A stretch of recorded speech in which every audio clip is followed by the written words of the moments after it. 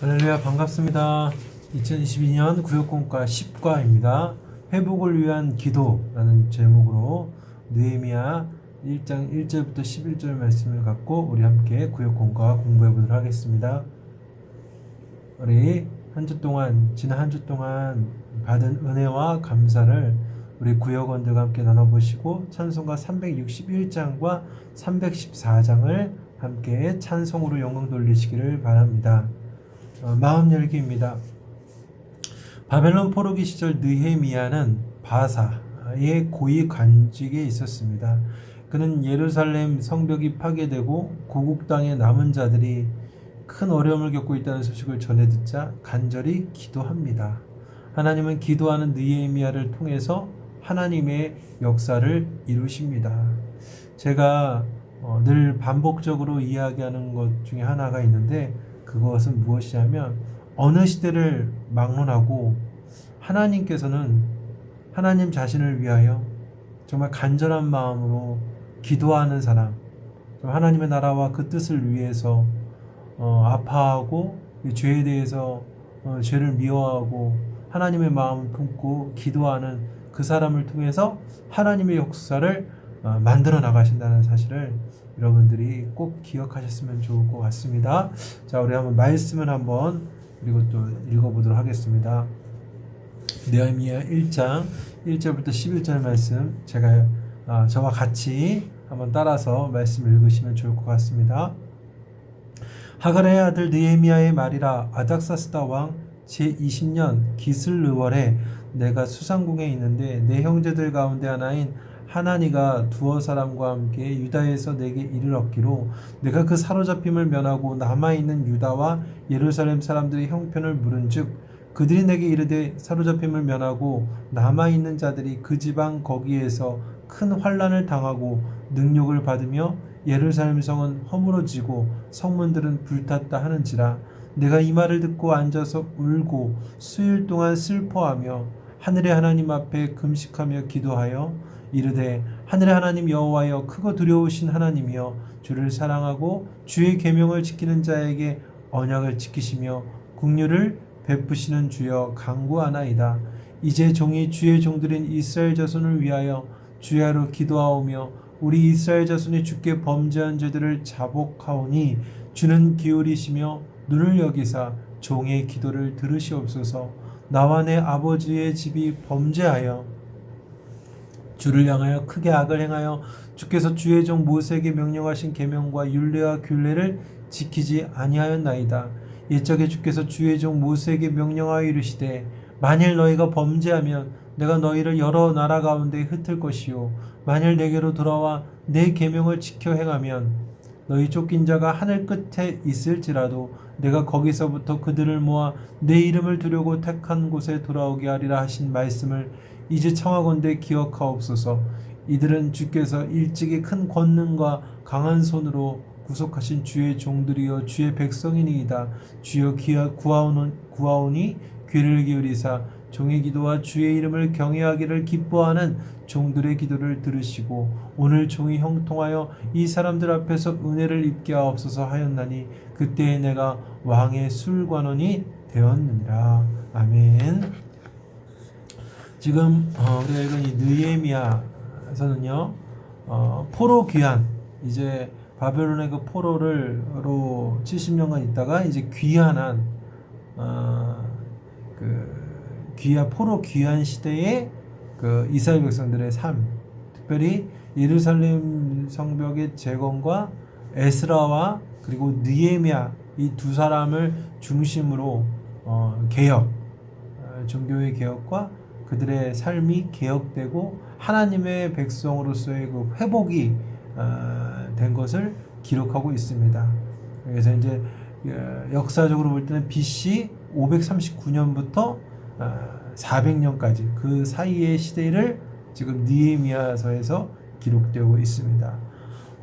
느헤미야서를 통해서 우리가 알 수 있는 것은 무엇이냐면 1차적으로는 그러니까 세속 왕국으로서, 비록 세속 왕국으로서의 이스라엘은 멸망했지만 민족으로서의 이스라엘은 망하지 않고 보존된다는 그리고 이런 하나님께서 지켜나가고 계신다는 사실, 그리고 하나님께서 이렇게 택한 하나님의 백성의 구원 역사는 멈추지 않고 계속해서 진행된다는 사실을 이 느헤미야서에서는 우리에게 알려주고 있고요.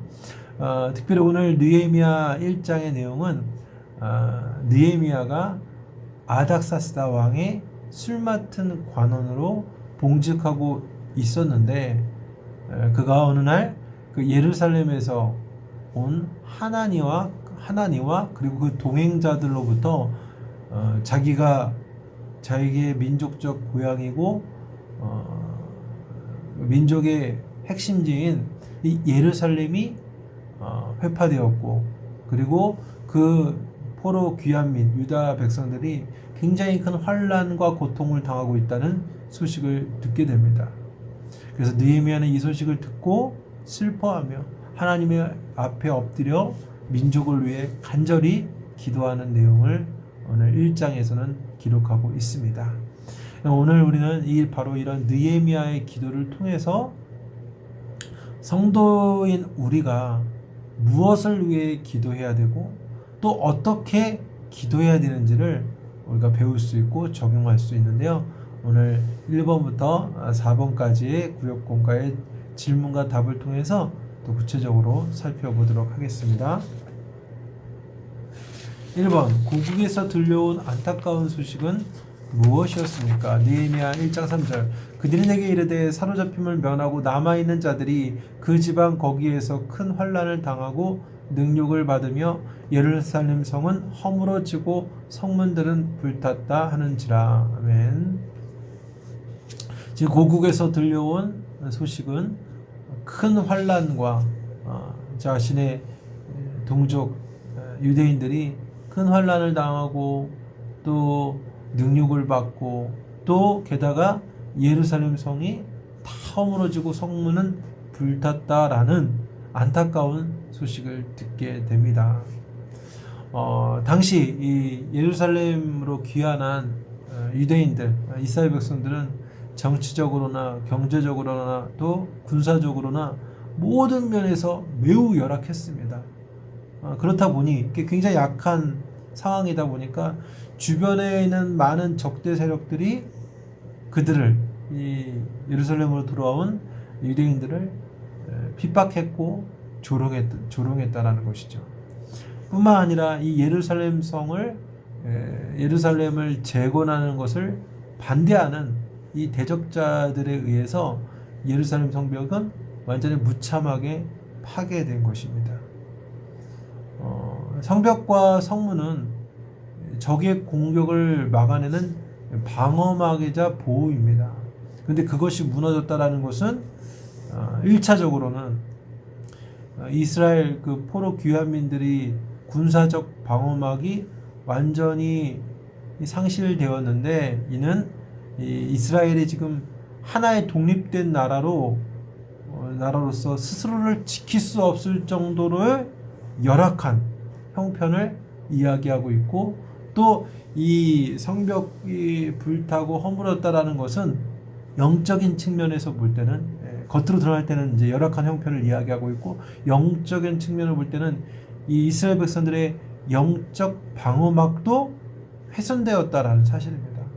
실제로 예루살렘으로 돌아온 이스라엘 백성들은 이방인과의 통혼으로 인하여서 이방인들과의 결혼을 통해서 이방인들이 믿는 각종 우상들, 다른 신들을 같이 섬기는 그런 죄악을 범하게 되었다라는 것입니다. 그러니까 바로 이 실제적인 성벽에 허물어졌을 뿐만 아니라 그들의 영적인 상태도 허물어진 이런 아주 절망적인 상황에 처해 있었다라는 것입니다. 자, 2번입니다. 고국의 슬픈 소식을 들은 느헤미야가 가장 먼저 한 일은 무엇이었습니까? 느헤미야 1장 4절. 내가 이 말을 듣고 앉아서 울고 수일 동안 슬퍼하며 하늘의 하나님 앞에 금식하며 기도하여. 아멘. 지금 이 고국의 슬픈 소식을 들은 느헤미야는 수일 동안 슬퍼하고 하늘의 하나님 앞에 금식하고 기도했습니다.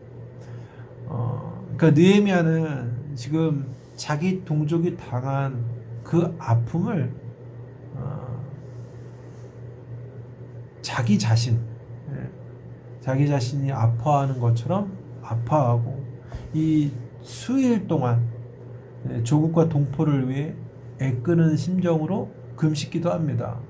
그래서 수일 동안 슬퍼하며 금식했다라는 의미가 우리가 또 추측할 수 있는 것은 하나가 무엇이냐면 지금 이 느헤미야는 술관원장이었어요. 술관원장이라는 것은 왕의 가장 측근으로서 늘 같이 있어야 되는 상황인데 수일 동안 울고 아파하며 금식 기도했으면 어떻게 그 일이 가능했겠습니까? 그러니까 이 느헤미야는 이 일이 너무 큰 충격이어서 왕과 그런 다른 주변 사람들에게 상황을 이야기하고 따로 이제 시간을 냈겠죠. 쉼을 갖고 이 쉬는 시간 동안에 자신의 조국을 위해서 금식하며 기도했다라는 것입니다. 네. 자신의 그 민족적 상황과 아픔이 더 우선되었다라는 것이죠. 특별히 이 느헤미야가 기도할 때 하늘의 하나님 앞에 기도했다라는 표현을 쓰고 있습니다. 이 하늘의 하나님이라는 표현은 온 세상을 통치하시는 전지전능하신 하나님을 뜻할 때 하늘의 하나님이라고 고백하며 기도하는 것입니다. 통칭하는 것입니다. 느헤미야는 하늘의 하나님의 이름을 부름으로써 이렇게 기도하는 것은 시대와 지역을 초월하여 계신 전능하신 하나님께서 자신이 비록 예루살렘에서 멀리 떨어져 있는 이 수상국 페르시아 땅에 있지만 이곳에서 비록 자신이 기도하지만 하나님께서는 전능하시기 때문에 나의 기도를 들으시고 이 포로 귀환민들을 이 어려움들을 하나님께서 해결해 주실 것을 믿었다라는 사실입니다. 하늘의 하나님, 전지전능하신 하나님, 통치하신 하나님, 거리와 상관없이 역사하신 하나님 앞에 기도했다라는 의미고요. 또 특별히 느헤미야가 기도할 때 금식하며 기도했다라는 것은 중요한 의미가 있습니다. 금식은 무엇입니까? 자신이 해결할 수 없는 커다란 문제와 아픔에 대해서 내가 해결할 수 없기 때문에 하나님만 절대적으로 의지합니다. 라는 믿음과 신앙적인 태도로 자신의 육체적 공급을 중단하고 하나님께만 간절하게 매달리는, 간절하게 기도하는 것을 이제 금식 기도라 할 수 있는 것입니다. 그러니까 이 문제를 해결할 수 있는 분은, 금식 기도라는 이유는 무엇입니까? 이 문제를 해결하실 수 있는 분은 오직 하나님밖에 없습니다. 하나님이 도와주셔야 됩니다. 라는 그런 간절함이 지금 느헤미야에게 있었다라는 것입니다. 자신의 민족을 향한 사랑과 아픔이 바로 이 느헤미야가 갖고 있었다라는 것이죠. 자, 계속해서 3번을 볼까요? 느헤미야는 죄를 고백할 때 어떤 마음으로 합니까? 느헤미야 1장 6절 이제 종이 주의 종들인 이스라엘 자손들을 위하여 주야를 기도하오며 우리 이스라엘 자손이 주께 범죄한 죄들을 자복하오니 주는 귀를 기울이시며 눈을 여시사 종의 기도를 들으시옵소서. 나와 내 아버지의 집이 범죄하여. 느헤미야는 지금 자신의 죄를 고백할 때 종의 마음으로 기도합니다. 종의 마음. 특별히 지금 이 포로 귀환민들이 당하는 이 예루살렘으로 돌아온 이 귀환민들이 당하는 고난과 환난과 그 아픔을 자신의 죄로 느헤미야는 고백을 합니다. 그러면서 회개하며 중보 기도를 하죠. 지금 이 유다 귀환민들이 예루살렘 성에서 예루살렘에서 이렇게 큰 위기를 당한 것은 하나님께서 이스라엘과 맺은 언약을 잊으셨기 때문도 아니고 또 하나님께서 무능해서 지금 이스라엘 백성들이 고통받고 있는 것도 아니라는 것입니다. 이 지금의 이런 위기는 이 포로 귀환민들이 고통을 받고 있는 어려움은 과거 이스라엘 백성들의 그 조상들의 잘못 그리고 현재 포로 귀환민들 역시 죄와 불순종으로 빚어낸 결과물이었다라는 겁니다. 결과물. 그래서 느헤미야는 바로 이 사실에 대해서 분명하게 인식을 하고 동족이 당한 이 비극을 자신의 죄로 멀리 떨어져 있음에도 불구하고 마치 자신의 죄로 여기면서 하나님 앞에 이 동족을 대표하면서 회개하며 기도했다라는 것입니다. 여러분, 우리가 이러한 이 느헤미야의 기도를 통해서 우리가 또 적용할 수 있는 게 있는데요. 그게 무엇이냐? 이런 바로 우리나라가 지금 겪고 있는 수많은 문제들과 아픔과 어려움들이 나와 아무런 상관이 없다라고 여기면 안 된다라는 것이죠. 여러분, 나라의 아픔, 우리나라의 아픔이 나의 아픔이 되고 또 나의 문제와 연결된다는 사실을 여러분 인식하시길 바랍니다. 여러분, 나라 탓만 하는 사람이 있어요. 항상. 그죠? 이것은 세상 국가에 속한 세상 사람들의 수준에 머무는 거예요.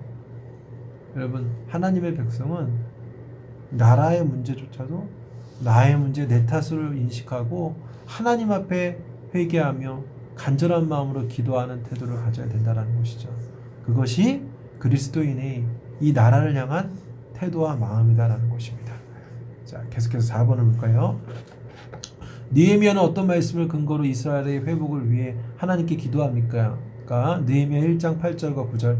옛적에 주께서 주의 종 모세에게 명령하여 이르시되 만일 너희가 범죄하면 내가 너희를 여러 나라 가운데에 흩을 것이요 만일 내게로 돌아와 내 계명을 지켜 행하면 너희 쫓긴 자가 하늘 끝에 있을지라도 내가 거기서부터 그들을 모아 내 이름을 두려고 택한 곳에 돌아오게 하리라 하신 말씀을 이제 청하건대 기억하옵소서. 아멘.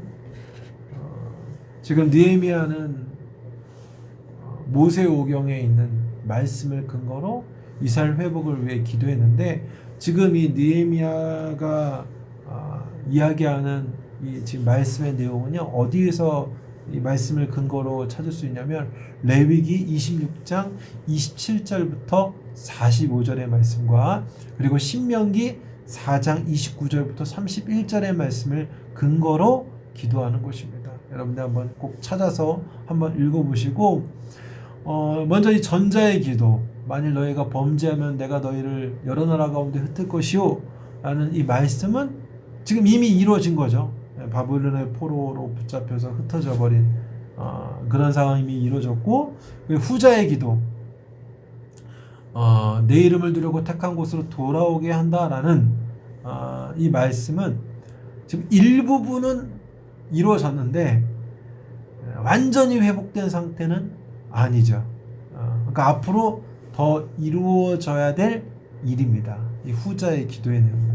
그러니까 지금 그렇다는 것은 아직 더 이루어져야 될, 더 완성된 그 말씀이 말씀이 완성되기 위해서는 지금 이 상황의 문제를 어떻게 보고 어떻게 해결해 나가야 되는지를 우리에게 알려주고 있다라는 것입니다. 그것이 무엇이냐? 바로 유다 귀환민과 예루살렘 성의 지금 이 어려움 속에서 다시 회복할 수 있는 길은 바로 하나님의 계명을 지켜 행하는 데 있다라는 것입니다. 오늘 구절을 보니까 내 계명을 지켜 행하면 너희 쫓긴 자가 하늘의 끝에 있을지라도 내가 거기서부터 그들을 모아 내 이름을 두려고 택한 곳으로 돌아오게 하리라. 다시 돌아오고 회복할 수 있는 그 힘과 능력은 어디서 비롯되느냐? 내 계명을 지켜 행하면 이라는 것입니다. 여기에 답이 있다라는 것입니다. 다시 하나님의 말씀 앞으로, 다시 하나님께로 돌이켜 순종할 때 하나님께서 이스라엘을 다시 회복하시며 세계 열방 가운데 하나님의 백성으로서 존귀하게 쓰임받을 것이다 라는 것을 우리에게 알려주고 있는 것입니다. 여러분, 우리 조국 대한민국이 다시 일어서는 그 길은 어디에 있을까요? 바로 말씀 앞으로 나오는 것입니다. 말씀 앞에 회개하고 말씀을 따라가고 말씀 앞에 순종할 때 이 조국이, 이 대한민국이 다시 일어설 수가 있는 것입니다.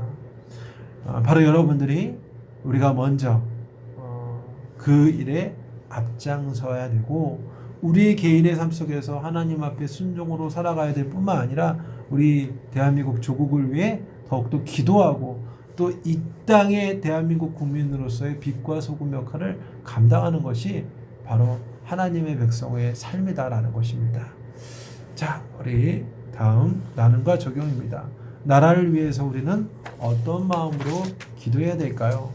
아까도 얘기했지만 나라의 아픔과 문제에 대해서 단순히 어떤 소수의 사람으로만 또 소수의 어떤 정당으로만 탓하는 것이 아니라 나라의 문제와 아픔을 나의 죄로 여기고 아파하고 슬퍼하며 회개하는 심정으로 하나님께 은혜를 구하며 기도하는 것, 또 나의 삶 가운데 그 말씀 앞에 순종으로 나아가는 것, 그것이 우리가 기도해야 될 태도라는 것이죠. 기도하실 때, 우리 함께 기도하실 때 이 나라와 이 민족의 아픔과 고통을 들으시고 회복시켜 주옵소서. 또 서로의 기도 제목과 교회와 지역과 나라를 위해 기도해 주시기 바라고, 특별히 우리 또 현재 상황을 보면 또 우크라이나 상황, 또 우리 대한민국의 상황, 또 대선, 또 이번 주 수요일에 있죠. 그리고 또 지금 강원도 동쪽에 일어나는 큰 불, 참 어렵고 세계적으로도 어렵고 우리나라 상황도 되게 혼란스럽고 어려운 상황인데 또 코로나로 어려운 상황이긴 한데, 여러분 더 이 나라를 위해서 또 우크라이나를 위해서 더욱더 기도할 수 있는 또 이번 한 주간 보내시기를 바랍니다. 이번 한 주간도 말씀 가운데 승리하시고 우리 샬롬으로 인사하고 마치도록 하겠습니다. 샬롬, 감사합니다.